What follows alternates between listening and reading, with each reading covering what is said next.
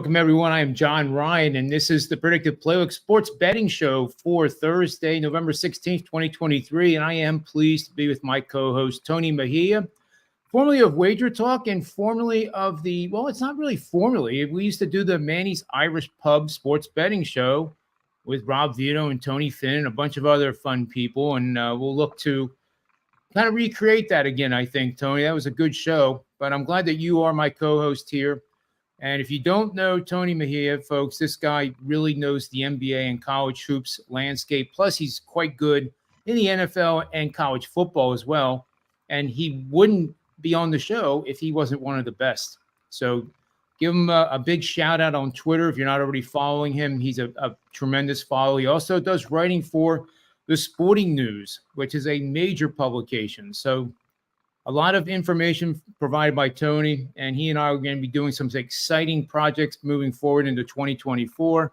So you want to stay tuned for that. But today, Tony, welcome to the show, and we're going to talk about the NBA, with college football a little bit, NFL, and we'll lay off the college hoops until our show next week.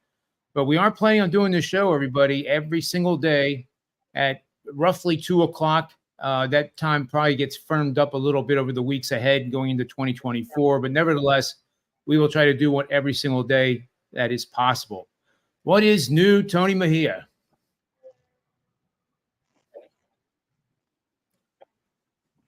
Not a lot. Let me go ahead and say right now, because I have so many things open, we might have some issues with audio on my end, but I'll get those rectified for Monday, and we'll press forward today. Things are going well. Just in a way, in terms of sports being now full blast with college basketball joining the fray. NBA is over a month in, and we've got obviously college football and NFL in full swing. Today there's international soccer with qualifiers around the world. So go ahead and throw doing a show with you into that fray for me. And it's been very busy. Like you said, I'm writing for Sporting News, doing pieces almost every day for them. There's a column you can read on today's NBA props, free of charge. You can just see what I'm thinking in terms of where there's value. And I do college football stuff for them, NFL stuff for them. So keep them busy. How about you? Oh, it's about the same. I'm writing for RotoWire and a bunch of other places, and this time of year, it's 7 days a week, right? It is kind of nonstop, and it's just a lot of fun. I do a show with Jim Coventry of RotoWire. He's a DFS guy, and he's pretty good at what he does, and we just have a blast. It's a live show at 11 a.m. on Saturdays for the NFL, so you don't have to watch it live. It's archived, of course, but just enjoying it. And the results I think that you and I produce are because we love what we do. So let's take a look at the NBA first. We have the Brooklyn Nets, who have lost just once to the number. They have one push, and the rest are all wins. They are a surprising 6-5 on the season at Miami, 7-4. Miami, I believe, has some players out for tonight. And Brooklyn is only a 3.5-point underdog in this matchup with a pretty low total of 214.5. I know in the past we talked about Ben Simmons, and I'm still rooting for the guy.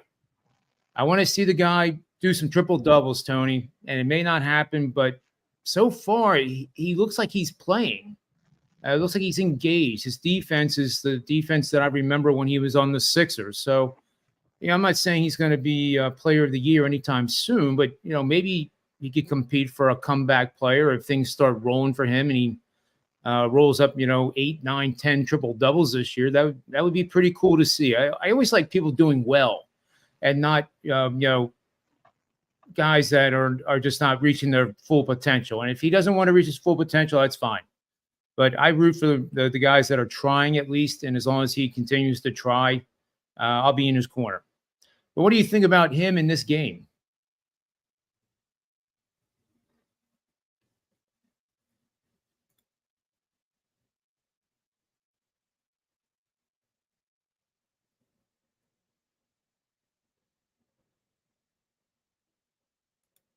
I think Tony got frozen.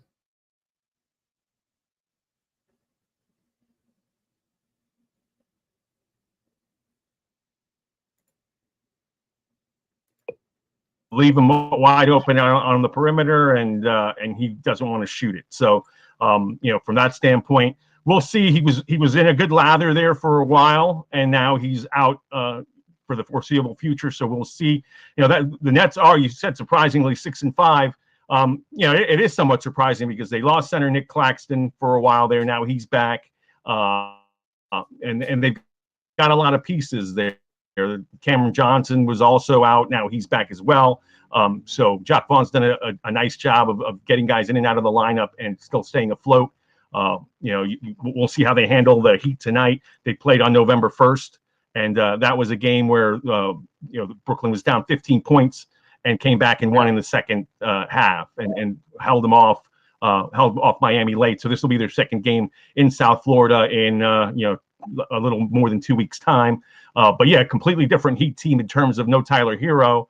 And since Hero went down, they've actually won. They were starting off that winning streak with Hero in the mix, and then he went down, and they have kept going with Duncan Robinson playing more of a scoring role, and Jaime Jaquez Jr. from UCLA, who's really been one of the more notable rookies thus far in the early going.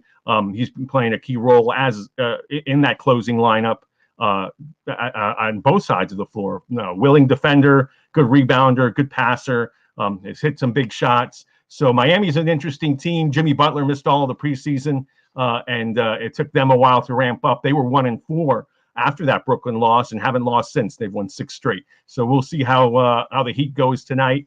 I'll say my top play for that game. I'll give it out for free at the end of the night. But you can all absolutely read my props column at Sporting News on my feed at Mejia Dinero. It's got top props on both games tonight. The Golden State Warriors hosting the Oklahoma City Thunder and Miami hosting Brooklyn. Yeah, awesome. And that second game is the Oklahoma City Thunder, who are starting to make some thunder in the NBA. And, I know I sounded dumb, but I said it. But they're favored against Golden State. And I know you're kind of in tune quite a bit with the NBA and especially injured players and who's out, who's in, who's not 100%. And those are the ones that really matter when a guy's trying to play and not be at 100%. But there's got to be some of those guys from Golden State, Steph Curry and Draymond Green. I guess Draymond Green's suspended, right? Yeah, Dre is going to serve the first of his 5-game suspension. I mean, I thought he was going to get a little less just because the NBA is a little lenient on punishment, but they dropped the hammer NBA-wise. Some people thought he deserved more, but he got 5 games. So he'll serve the first of those tonight. And then Steph Curry's got a knee sprain that they're being very cautious with. So he will be out of the mix. And that was my top prop was at Sporting News in the column that I wrote is Klay Thompson. One of the big motivations for Steve Kerr while Curry is on the mend is to get Thompson going. He's averaging career lows in 3-point shooting and scoring average since his rookie season. He was able to make it back last year from that injury. So it's not injury related. He's just been lacking the groove. So look for Klay Thompson to look for his shot very often tonight. Now the backcourt there is Chris Paul and Klay Thompson instead of Steph Curry and Klay.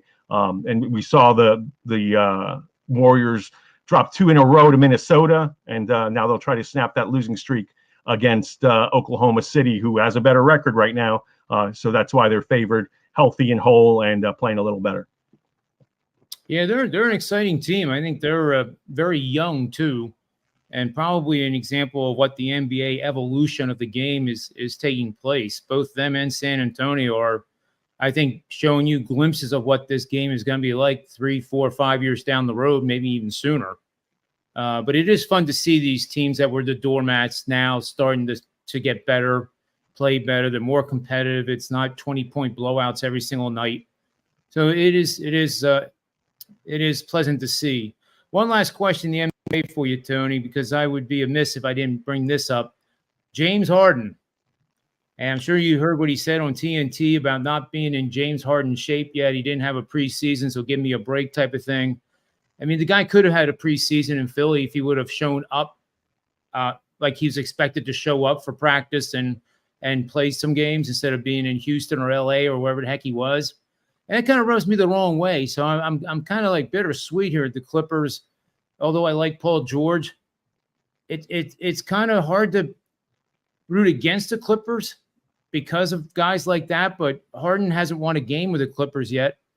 And do you think they're losing because of him being there, and the flows are so disruptive that they have no chemistry yet? And do you think metrics would say that they were a plus team without him, and now incorporating him into the lineup, they're really struggling. So he hasn't really played a full complement of minutes to put the blame squarely on his shoulders. Certainly, Kawhi Leonard could be more efficient, and I think that's coming to the one. Positive with him is that he's playing every day, even playing some back-to-backs. Paul George is the only one that actually looks like himself out there. They had Terrence Mann out of the lineup for a while, and that's who originally held up that Philly deal because Sixers wanted him, and Clippers said no way, we're going to hold on to him.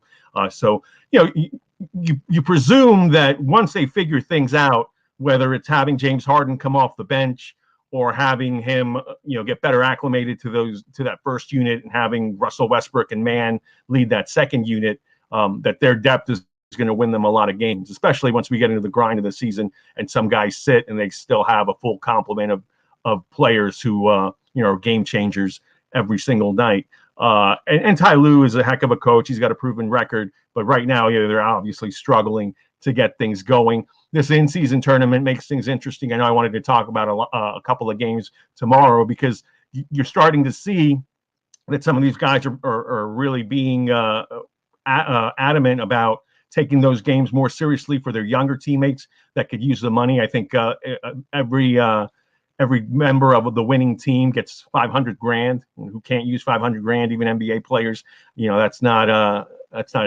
money that they can't use, right? So, we're going to see how these games shake out. We played half of them in group play. It's very similar to what you see in like a Champions League type setting in soccer, where you play everybody in your group. Here, it's not in soccer, it's twice. Here, it's only once. And then whoever is leading that group gets to go to Las Vegas while the league takes a hiatus, or the rest of the league takes a hiatus, and then they'll play it out.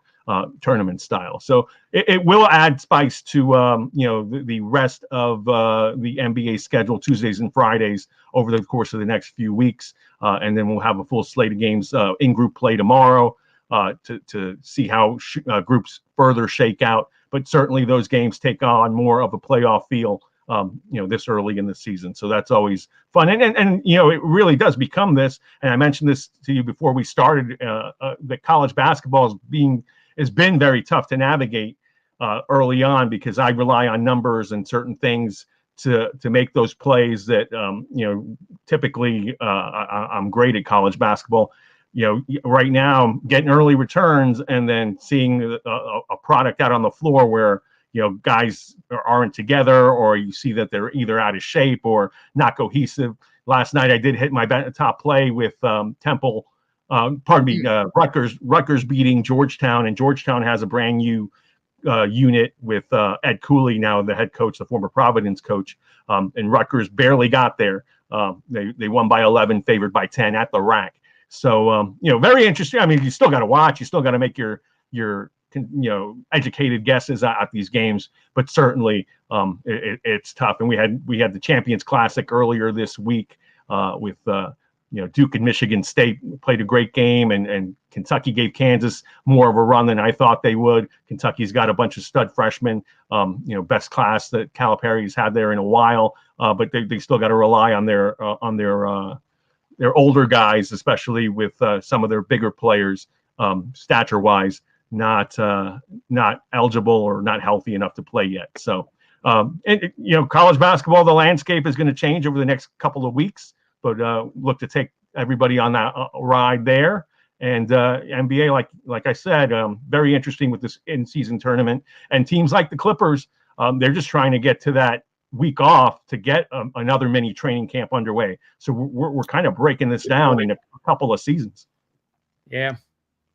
Yeah, and if you're a new bettor, I can totally understand why this would be so confusing, that you have these interruptions of the regular season with these in-game tournaments or in-season tournaments, and it does get a little convoluted. But I do like how the Sixers are playing. I think my opinion is James Harden leaving has freed up the playing abilities of Tobias Harris. He looks like a totally different player now that in hindsight, it looked like Tobias Harris was playing scared not to get in his way and not take too many shots that would be James Harden shots. It really kind of stands out, and I could be dead wrong in that assessment. But point of the matter is the two best playing teams right now that are exceeding the market expectations have to be the Sixers and the Nets. So that we'll have to see how that goes. Yeah, I mean, and the Celtics, they won a big game last night, obviously, beating the Sixers, and it's been interesting betting Philly because Tyrese Maxey's come to play and he's been tremendous and really made the Sixers not miss James Harden at all. But as far as Joel Embiid goes, he's a game time decision pretty much every night, and he's, to his credit, has been playing every night.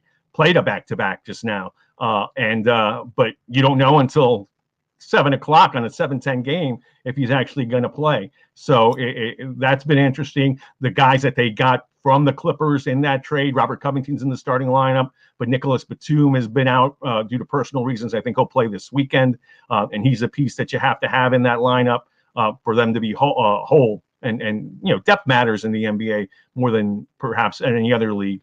And then you've got DeAnthony Melton, who's playing really well, getting those Harden minutes as the two next to Maxey. Yeah, it's going to be a great season, no doubt. In the NFL, though, things are starting to get pretty exciting now that we're getting into the second half, and playoff standings now mean something as opposed to what a playoff team would be in week 3.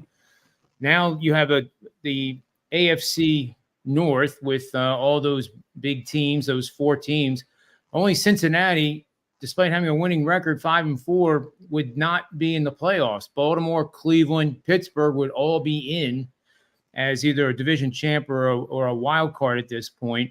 So Cincinnati on the road here, taking on Baltimore, is a monster matchup tonight.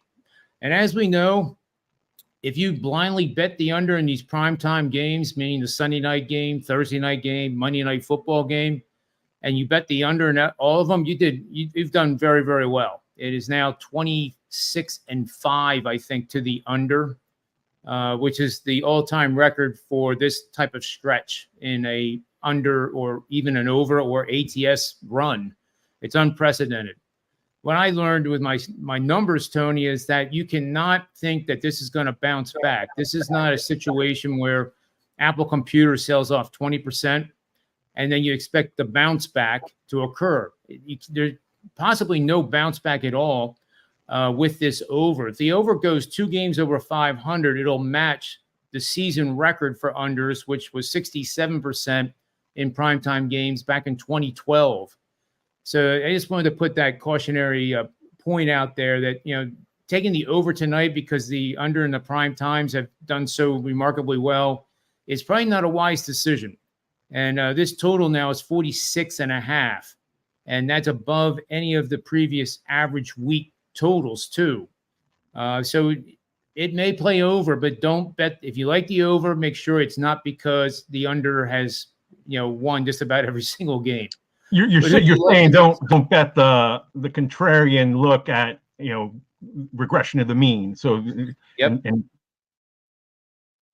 in terms of that, the over will rally. Look, here's one thing with betting the over tonight is that this isn't a dog game.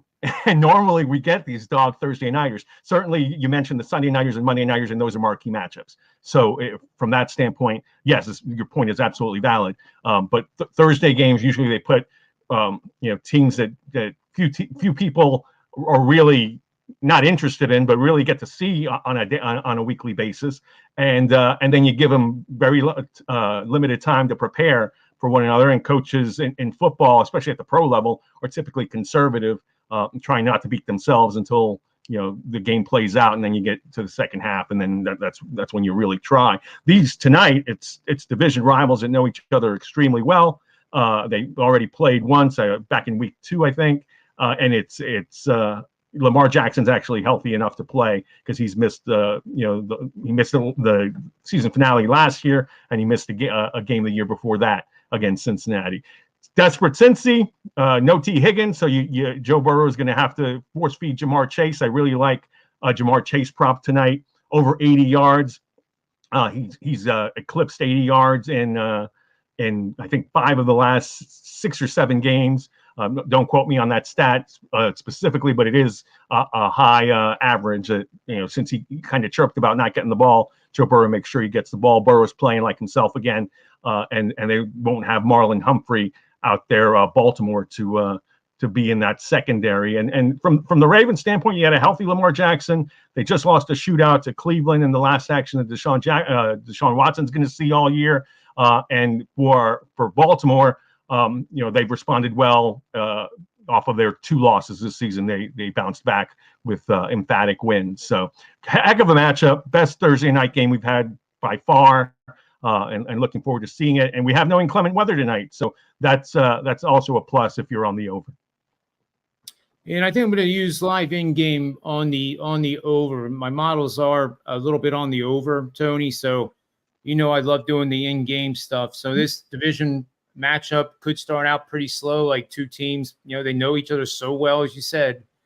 And if this goes, we got a 6-0, 7-0, 3-3 first quarter, that total is going to be probably down around 43.5.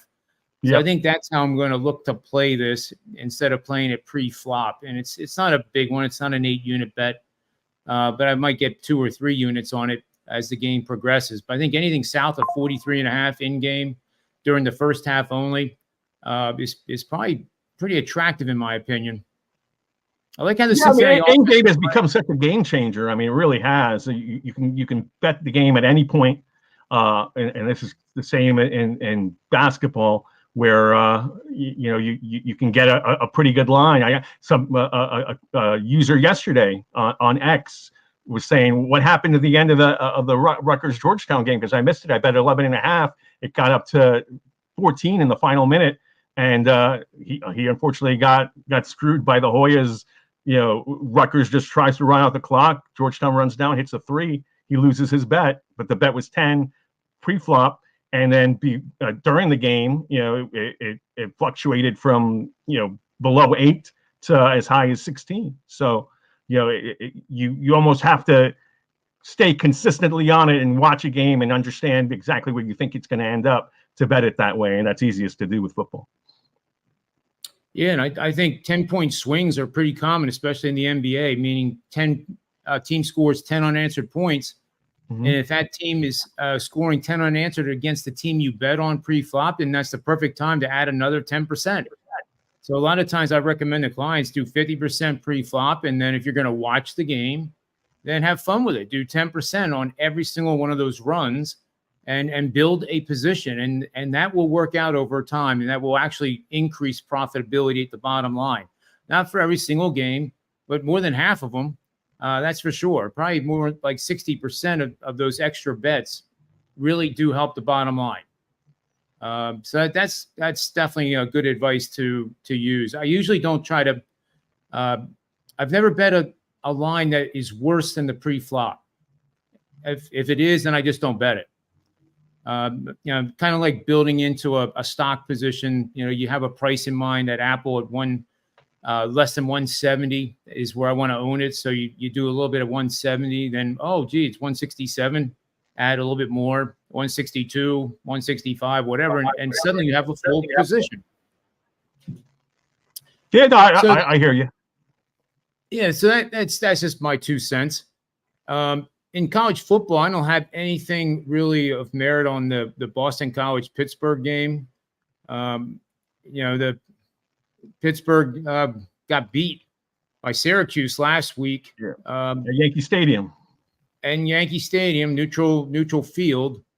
But Pitt was up in that game, and then Syracuse finally scored some points, which they hadn't done in many, many weeks. At least I guess that was 3 weeks in a row. They were like 10 or fewer points, but then they scored 28 against Pitt. And this game just seems to be one that if you want to watch and put pizza money on it and you like Pitt or Boston College, then go for it. But I think I would lean a little bit towards Pittsburgh only because they're 2-8 and they're favored against a 6-4 team. That's right. The fishy line theory.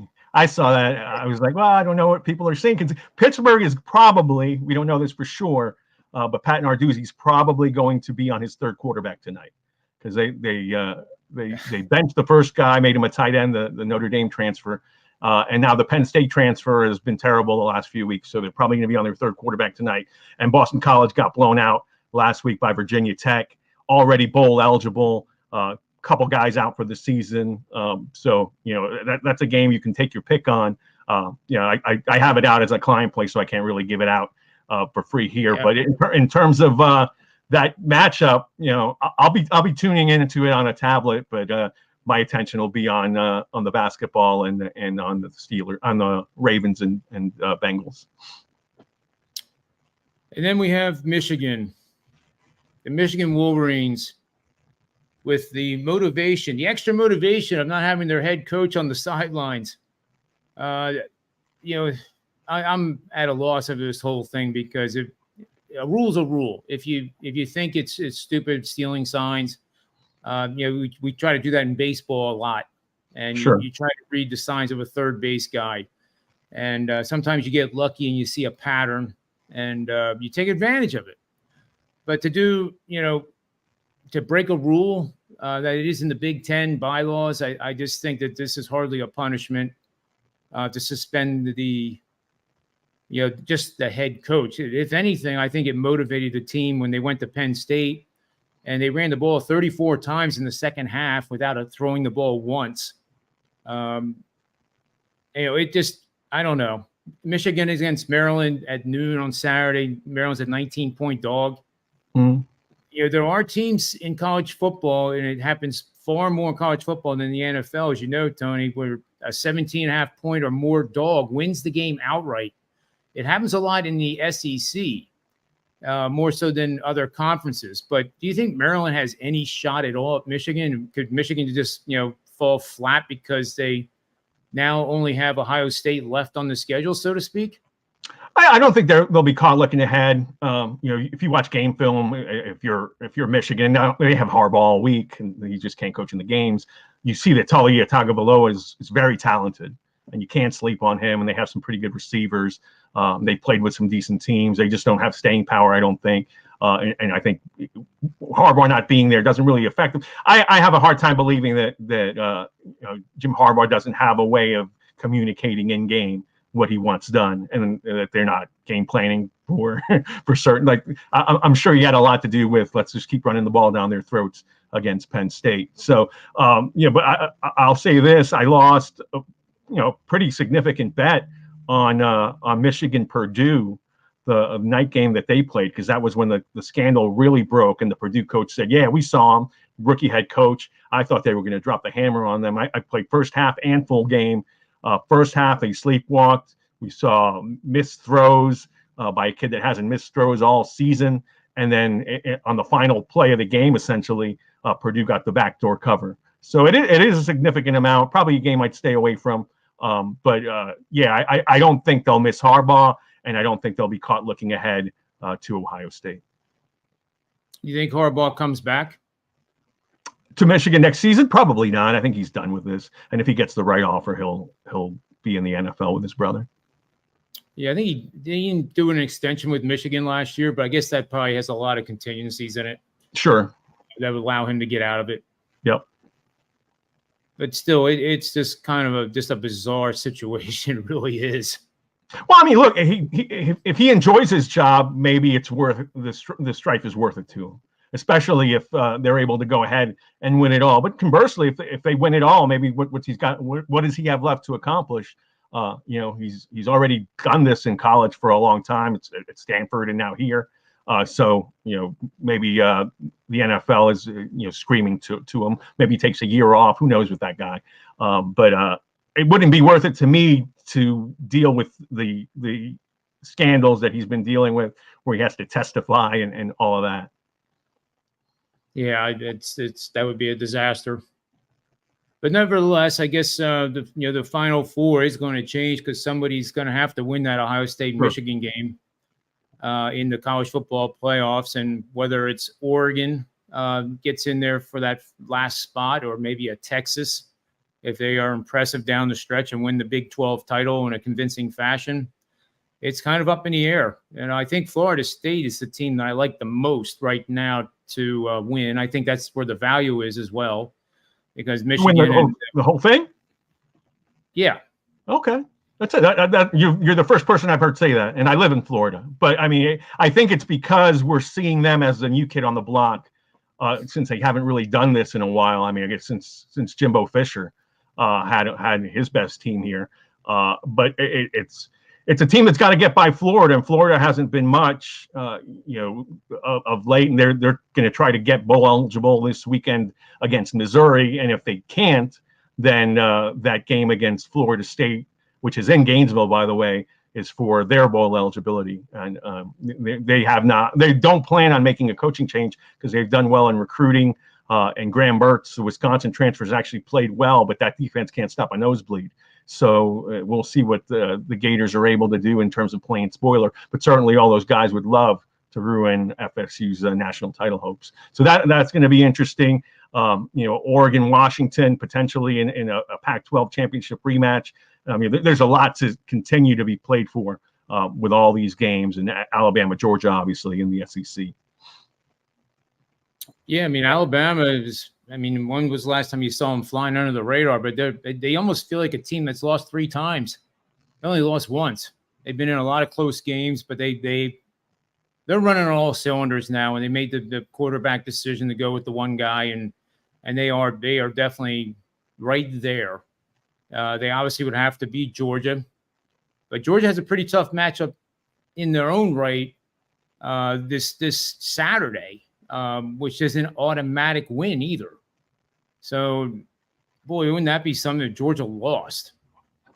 I mean, look, I think that they're operating on all cylinders now, having beaten. I was worried about the Ole Miss game for them, but now they have Brock Bowers. They took control of that game relatively quickly and never looked back. And then they have the rivalry game against Georgia Tech, which Georgia Tech has some offensive talent, but they can't touch Georgia. So I think Georgia's relatively safe until they get to Alabama, because Jalen Milroe in early December is much different than Jalen Milroe week 2 against Texas.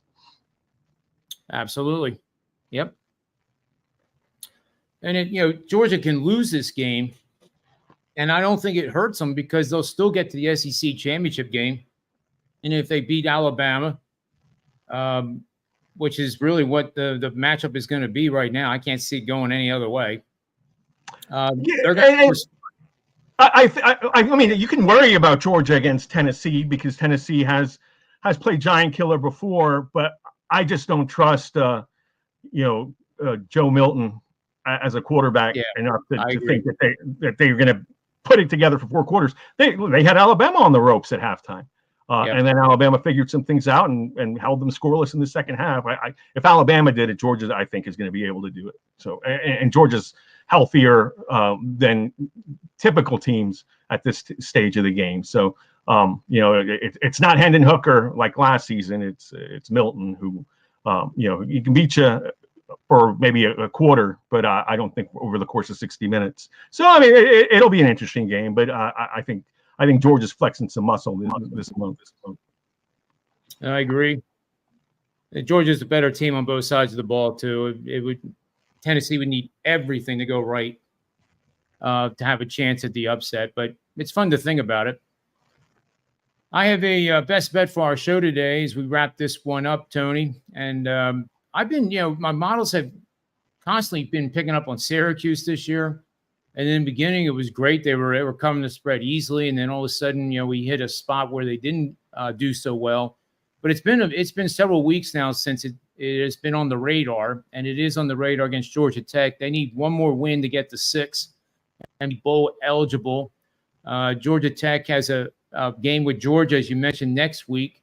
So if they're going to be bowl eligible, they'd have to win this game because they're not going to beat Georgia to get to a bowl game. So this is kind of like their season. It's almost like their bowl game to get into the bowl games. But I do like Syracuse with the 6.5 points coming off that game at Yankee Stadium, scoring 21 in the second half in a 28-point offensive production, which was good to see. They executed pretty well. It was, it's a strange field playing in Yankee Stadium. It's not like playing at home in Syracuse. But betting on teams that allowed 17 or fewer points in each of their last 2 games and facing a foe that is coming off a loss of 17 or more has earned a 345 win, 86 loss straight up record, 249 and 175 against the number for 59% since 2009. If we drill down a little bit further, Tony, and our team is on the road, their record improves to 163 and 47 for 78% winners, 138 and 70 against the number for 66% winning bets. And if we add in only the games with a total between 50 and 55 points, we get some really good numbers here.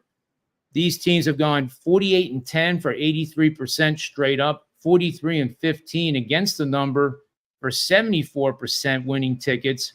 And if our team is a dog of 2.5 or more points, 9 and 1 against the spread for 90%. So I think Syracuse is gonna do it. They're gonna win this game and get to be bowl eligible, and I think it's an excellent betting opportunity. All right, I'm going to give out a game for tomorrow in the NBA play-in tournament, and for those watching, this is going to be a client play, so bonus client play on the line. I got a 5% max play. I'm 5-0 on those this NBA season. Those are obviously the top plays I'm most excited about, and you tend to be more selective with those. That's why there's only been 5 for the season, and they're very disappointing when they lose because people spend a lot of money on them. But tomorrow, this isn't going to be a max play, but I think I'm going to bet this, and I really like it. It's the Sacramento Kings against the San Antonio Spurs, and right now the only line I see on it is a 232.5 point total from DraftKings. I see that early line right now, and more the lines will be tweaked, and obviously we're going to see more over the course of the next few hours as those numbers come out. But look, the Spurs just lost 123-87 in Oklahoma City, but before that they were scoring pretty well. Victor Wembanyama, he's lived up to the hype. I think the Spurs will give the Kings a game, but the Kings, fresh off a win over the Lakers last night, really have Domantas Sabonis going after a slow start. Murray's playing really well in his second season. Keegan Murray, not a slouch or a one-year wonder. He lived up to the hype after breaking out of the scene at Iowa. He was on the NBA All-Rookie team last year, and obviously De'Aaron Fox, an All-Star. There's a lineup that Mike Brown really has humming and playing at a fast level. They were a little sloppy yesterday, blew a 20-plus point fourth quarter lead, still ended up winning by 15, but the Lakers made it a little close for comfort. And this is the NBA's highest scoring team last season. So I think you'll see a very high scoring game between San Antonio and Sacramento tomorrow at the AT&T Center in Texas. Look for the over to hit. And that's my best bet for tomorrow. So bet it accordingly. Yeah, excellent stuff, Tony. One last question here from one of my big supporters, Ken Dworsnik. Interested in Tony's thoughts on the Cavs. Well, I think for the season. I would say this. Look, it's a team that has not had Darius Garland for more than a couple of games. He's been in and out of the lineup, so they'll be a lot better once he's there to take some pressure off Donovan Mitchell. Jared Allen missed the start of the season too, and he's still not really on a minutes limit, but playing less minutes than he typically does. So I watched them a lot last night against Portland. Mitchell was great, probably carrying a little too much of the load right now as far as the full grind goes. But really like some of the additions that they've made. So they're going to be right there, especially since Milwaukee, doesn't look right just yet. They've got Chris Middleton ramping up his conditioning. He is on a minutes limit. Giannis missed yesterday's game. They still blew out Toronto as Damian Lillard played his best game since joining the Bucks. And with Lillard and Giannis in the lineup together, I think there's a little deference there from Damian Lillard and you saw him just take over the game with no Giannis yesterday. I think he had something like 17 points in the first quarter, something like that. Really assisting, had a monster game, just missed a 40-point night, had 12 assists. So they'll figure that out, but the window is open there for Cleveland to potentially steal that division. So that'll be interesting. So to answer your question, Ken, I like the Cavs. I like their nucleus, and they should take another step forward this season. Yeah, I completely agree. I love the insight, Tony. Before I let you go, where can people find you and your information, and any shout out you want to give, any of your big plays you want people to know about? The stage is yours. All right. Well, we're going to do this hopefully starting Monday at a specific time. So join us there. That's the first message I have for everybody. It's been wild to get my schedule straightened out. Had some personal stuff too. So looking to get back in the game. From the information videos standpoint. So we'll try to do that. I will be on X. I'll have more videos on X at Mejia Dinero, MEJIA DINERO, and you can hit me up via DM. That's what people do, and set up via Venmo, Cash App, Zelle. I accept all of that stuff. I'm set up for all of it. I've had a couple of days where I'm like, all right, let me drop the price down. So we can sample, and what I try to do there is I post win or lose all my plays. I send them out throughout the day chronologically. I do international soccer as well, so it's soccer. It was baseball when that season went, and obviously both footballs and both basketballs. And you can see that this week has not gone great. It's been mediocre. College basketball has started slowly. I have hit my big plays. I hit a 5% in the NBA the other night. I hit my 4%, as I mentioned, in college basketball last night. But yeah, this is a marathon, not a sprint. And I'm continuing to do what I do. So you can always find me there. Hit me up via DM. Trolls not welcome. Everybody else, absolutely. Very cool stuff. Can be found over at the predictiveplaybook.com. All the records are over there just in the same fashion that Tony does it. I have documented records going all the way back to 2006 at sportscapping.com. And I have to say humbly to hit 57% in the NBA over 1,050 picks. It's awesome. It's pretty hard to do.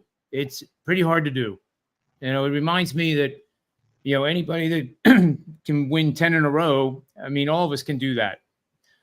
But very few of us, humbly stated, can even approach 60% for a season.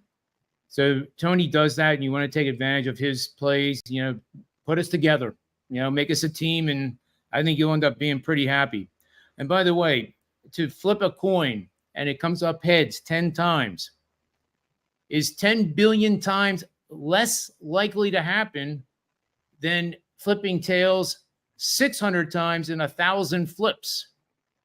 And if sports betting is a 50% proposition with the line and against the spread being the great equalizer, then if you do 1,000 picks and you hit 600 of them, then my hat's off to you. But it is statistically, I'm not exaggerating, it's 1 billion times tougher to have a coin flip 600 times out of 1,001 tails than it is to do 10 tails in a row.